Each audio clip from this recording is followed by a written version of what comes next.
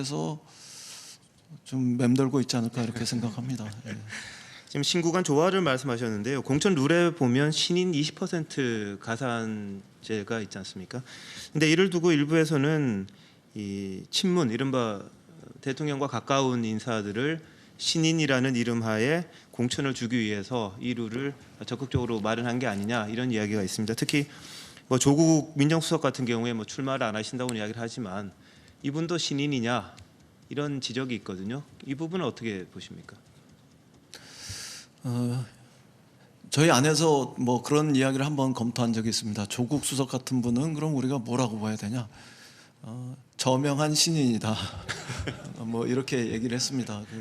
어떤 그 공천의 일관된 어떤 공천 룰의 적용 과정에서는 뭐 신인일 거라고 생각합니다. 그런데 조국 수석은 뭐 지금 출마하지 않겠다, 본인은 완강하게 고사합니다만, 만약에 조국 수석이 출마한다면 본인이 그 신인으로서의 가산점을 받으면서 출마할 가능성은 저는 그렇게 많지 않다 이렇게 생각합니다. 본인 스스로가 뭐 그렇게 할 문제는 아니고요. 뭐 그런 거는 조국 수석뿐만 아니라 예를 들면은 무슨 장관을 했던 분들이라든가 뭐 아니면은 굉장히 유명한 저널리스트나 뭐 언론인이라든가 이런 분들도 꼭 그렇게만 하지는 않겠죠. 그게 필요하다면 어떤 의미에서 뭐 제도적 보완 이런 것들을 해야 될지도 모르겠습니다만, 문제의식의 출발은 그런 것은 아니라고 생각합니다.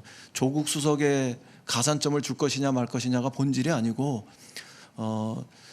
정치인으로서 훌륭하게 성장할 자질과 능력, 새로운 이슈 포인트가 분명히 있음에도 불구하고 유명하지 않아서, 혹은 기존의 정치인들의 그 기득권, 벽 이런 것들에 가로막혀서 출전할 수 없는 사람들에게 어떻게 더 어드밴테이지를 주면서 출마할 수 있는 길을 보장할 것인가, 여기에 훨씬 더 많은 방점이 있는 것인 만큼 그것을 좀 모순된 측면으로 자꾸 부각해서 지적하지는 않아 주셨으면 좋겠습니다. 좋은 선의는 알겠습니다만, 이 일부에서 이야기하는 이 청와대 출신이라든지 뭐 관료 출신, 그리고 대통령을 가까이서 모셨던 분들, 이분들에게 좀 더 유리한 룰이다라는 해석들은 많거든요. 그 부분을 어떤 식으로 좀 배제라면 배제랄까, 이 공정한 경쟁을 유도할 수 있는 그런 방안을 좀 생각하시는 게 있는지요? 제가 그 원내대표 당선되기 전에 어떤 인터뷰에서 그런 말씀을 드렸는데요.